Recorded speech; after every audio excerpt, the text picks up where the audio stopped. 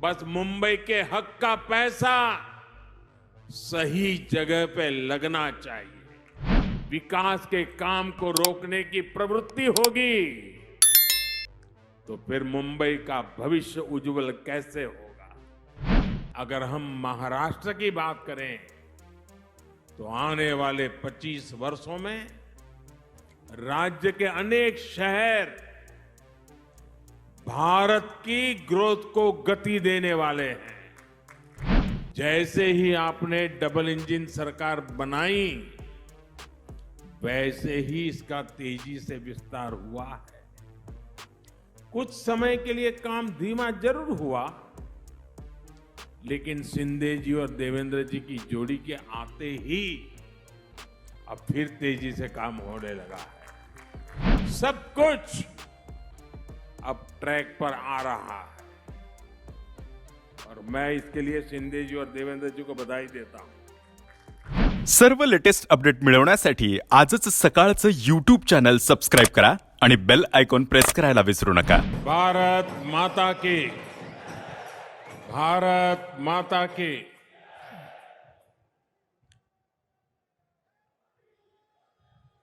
मुंबईतील माझ्या सर्व बंधू आणि भगिनींना माझा नमस्कार। महाराष्ट्र के राज्यपाल श्रीमान भगत सिंह कोश्यारी जी,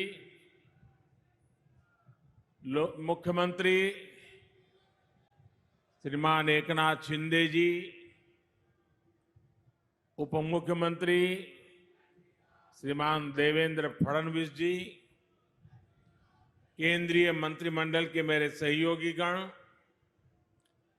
विधानसभा स्पीकर श्री राहुल नार्वेकर जी, महाराष्ट्र सरकार के सभी अन्य मंत्रीगण, सांसद और विधायकगण और विशाल संख्या में पधारे आए हुए मेरे प्यारे भाई और बहनों,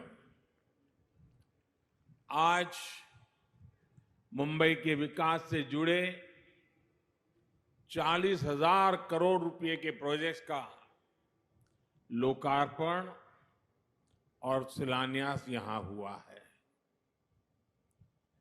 मुंबई के लिए बेहद जरूरी मेट्रो हो, छत्रपति शिवाजी टर्मिनस के आधुनिकीकरण का काम हो, सड़कों में सुधार का बहुत बड़ा प्रोजेक्ट हो और बाला साहब ठाकरे जी के नाम से आपला दवाखाने की शुरुआत हो, ये मुंबई शहर को बेहतर बनाने में बड़ी भूमिका निभाने वाले हैं। थोड़ी देर पहले मुंबई के स्ट्रीट वेंडर्स को भी पीएम स्वनिधि योजना के तहत बैंक खातों में पैसा पहुंचा है। ऐसे सभी लाभार्थियों को और हर मुंबईकर को मैं बहुत बहुत बधाई देता हूं। भाई और बहनों, आजादी के बाद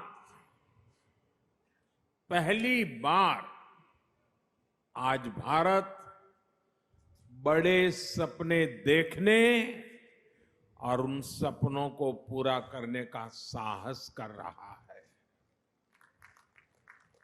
वरना हमारे यहां तो पिछली सदी का एक लंबा कालखंड सिर्फ और सिर्फ गरीबी की चर्चा करना, दुनिया से मदद मांगना, जैसे तैसे गुजारा करने में ही बीत गया।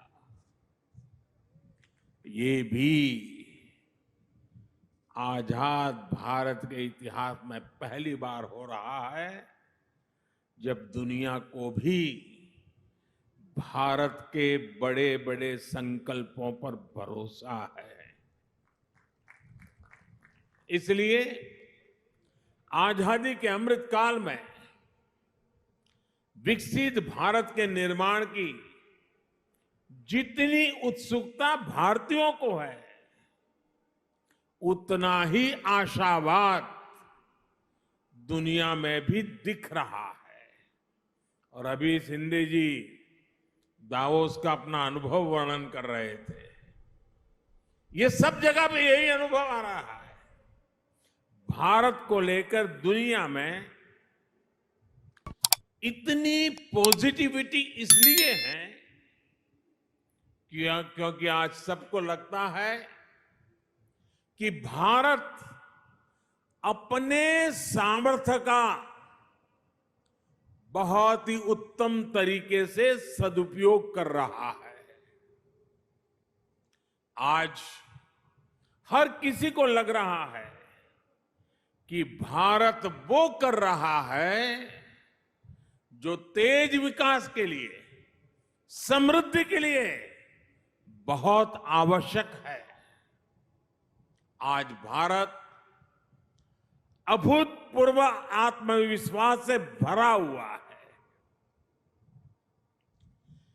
छत्रपति शिवाजी महाराज की प्रेरणा से स्वराज और सुराज की भावना आज के हिंदुस्तान में डबल इंजन सरकार में प्रबल रूप से प्रकट होती है।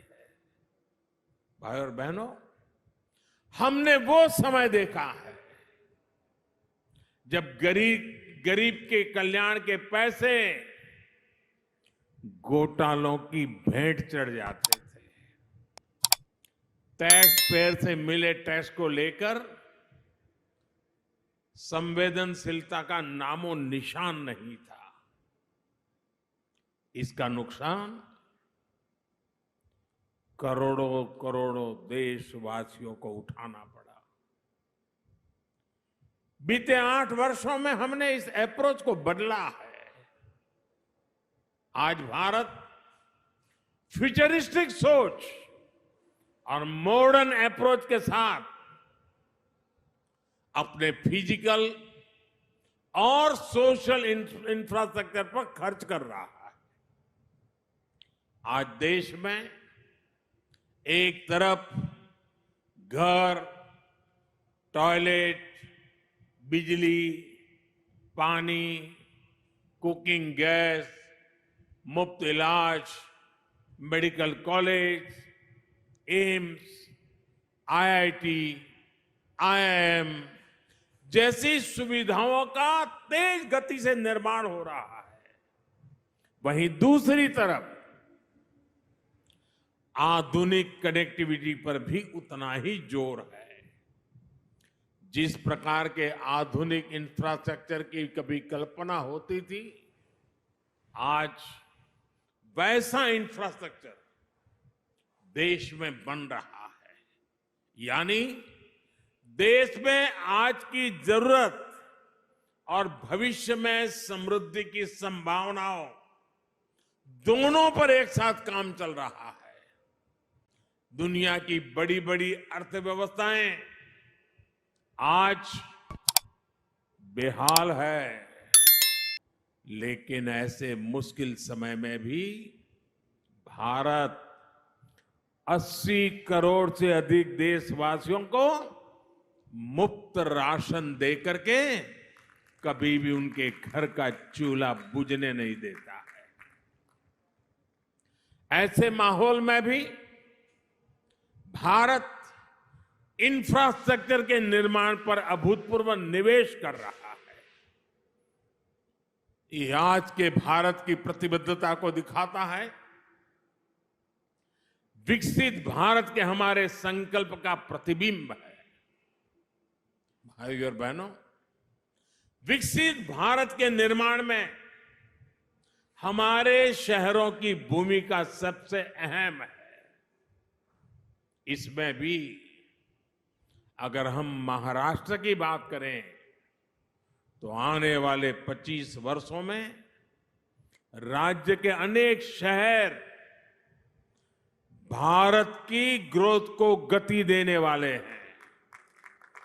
इसलिए मुंबई को भविष्य के लिए भी तैयार करना ये डबल इंजन सरकार की प्राथमिकता है।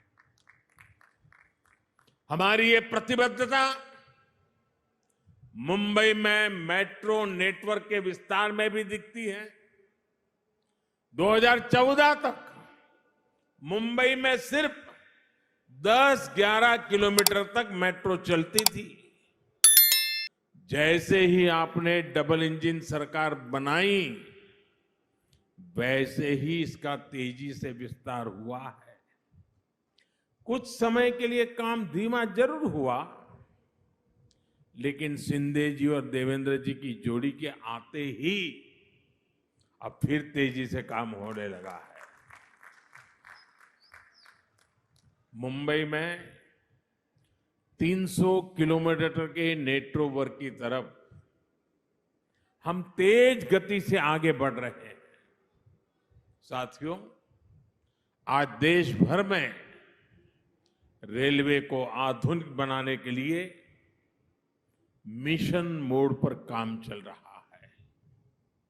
मुंबई लोकल और महाराष्ट्र की रेल कनेक्टिविटी को भी इससे फायदा हो रहा है। डबल इंजन सरकार सामान्य मानवी को भी वही आधुनिक सुविधा, वही साफ सफाई, उसी तेज रफ्तार का अनुभव देना चाहती है जो कभी साधन संपन्न लोगों को ही मिलती थी।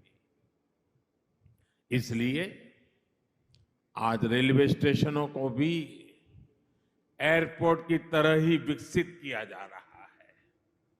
अब देश के सबसे पुराने रेलवे स्टेशनों में से एक छत्रपति शिवाजी महाराज टर्मिनस का भी कायाकल्प होने जा रहा है।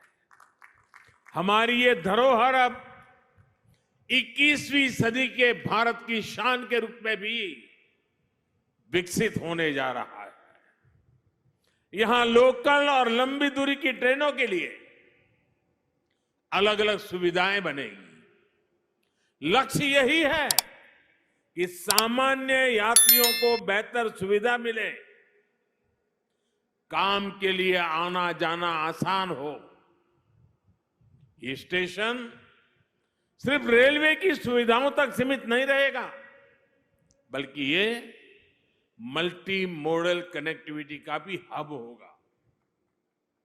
यानी बस हो, मेट्रो हो, टैक्सी हो, ऑटो हो, यातायात के हर साधन यहां एक ही छत के नीचे कनेक्टेड होंगे। इससे यात्रियों को एक सीमलेस कनेक्टिविटी मिलेगी। यही मल्टी मॉडल कनेक्टिविटी है जिसे हम देश के हर शहर में विकसित करने जा रहे हैं।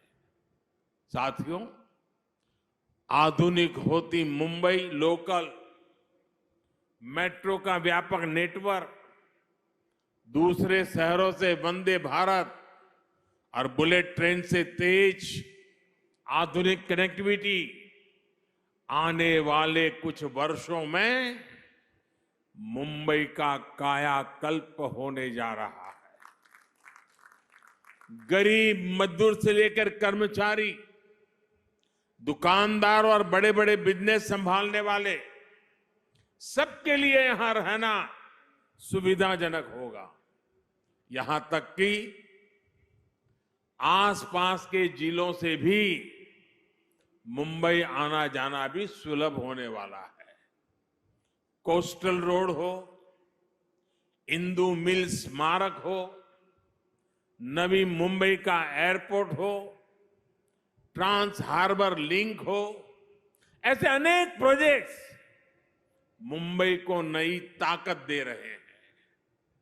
धारावी पुनर्विकास, पुरानी चाल का विकास, सब कुछ अब ट्रैक पर आ रहा है। और मैं इसके लिए शिंदे जी और देवेंद्र जी को बधाई देता हूं।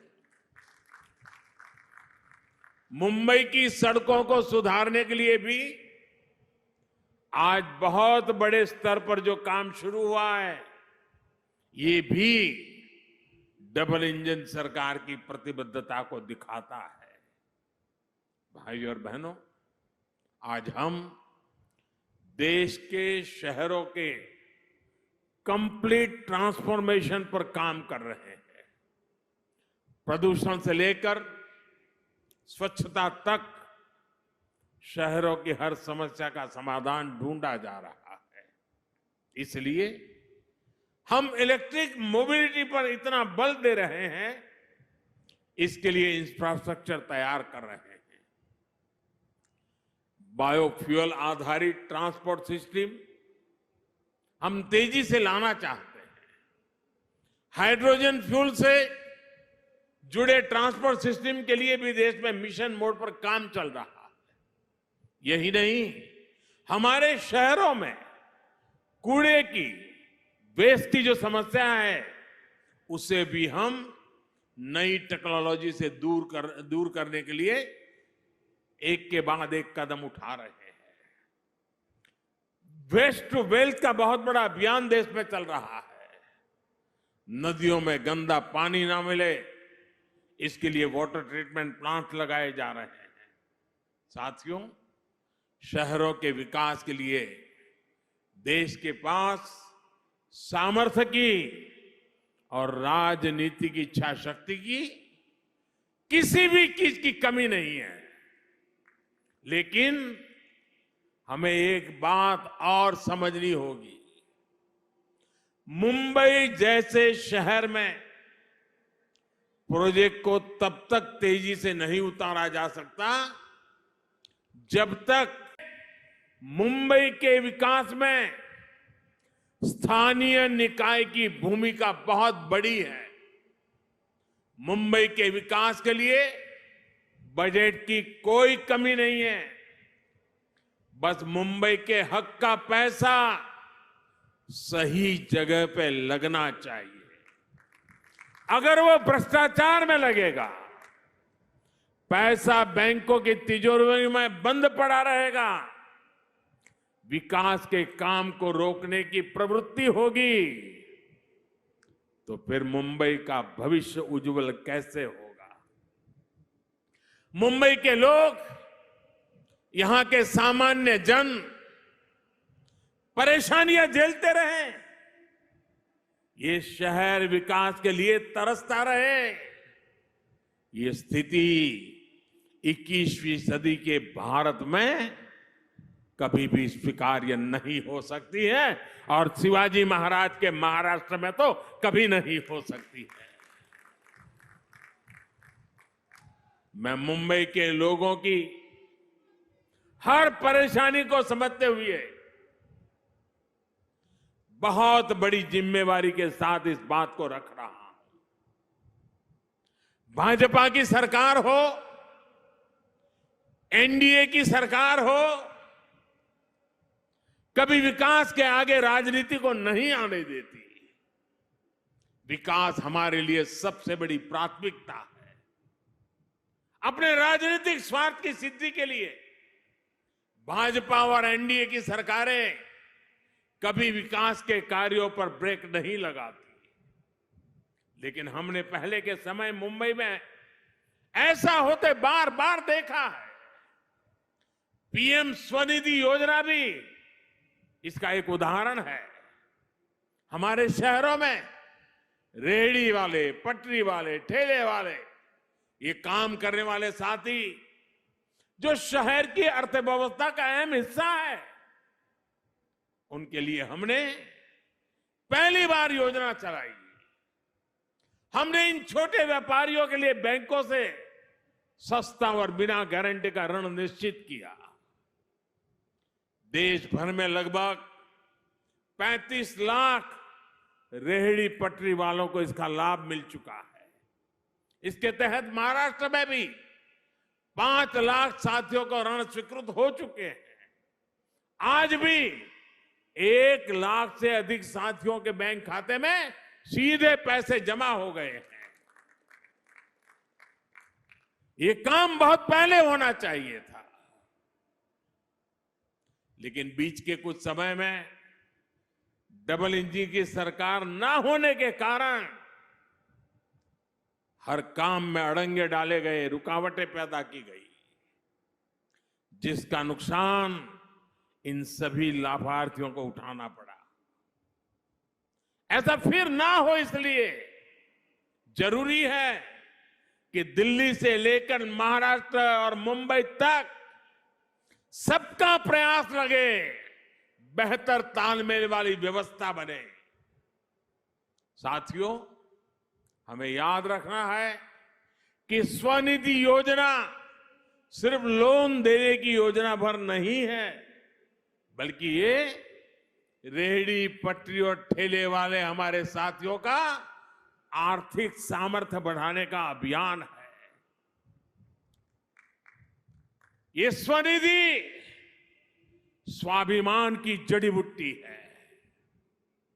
मुझे बताया गया है कि स्वनिधि के लाभार्थियों को डिजिटल लेन देन की ट्रेनिंग के लिए मुंबई में 325 कैंप लगाए गए, जिसके चलते हमारे रेहड़ी पटरी वाले हजारों साथी डिजिटल लेन देन शुरू कर चुके हैं।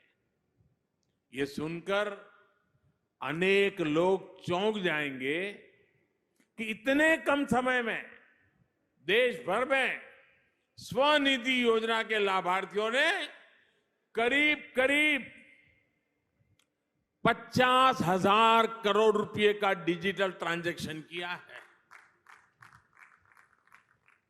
जिनको हम अनपढ़ मानते हैं, जिनको हम लोग किसी भी भाषा में अपमानित करते रहते हैं, उन मेरे छोटे छोटे साथियों ने जो आज मेरे सामने बैठे हैं, ये रेहड़ी पटरी वालों ने ऑनलाइन मोबाइल से 50,000 करोड़ रुपए का काम किया है।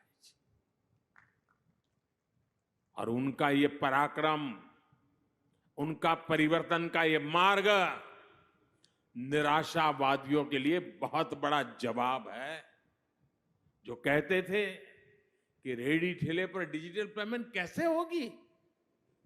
डिजिटल इंडिया की सफलता इस बात का उदाहरण है कि जब सबका प्रयास लगता है तो असंभव कुछ भी नहीं होता है। सबका प्रयास की इसी भावना से हम मिलकर मुंबई को विकास की नई ऊंचाई पर ले जाएंगे। और मैं मेरे रेहड़ी पटरी वाले भाइयों से मैं कहना चाहता हूं, आप मेरे साथ चलिए। आप 10 कदम चलेंगे तो मैं 11 कदम चलूंगा आपके लिए।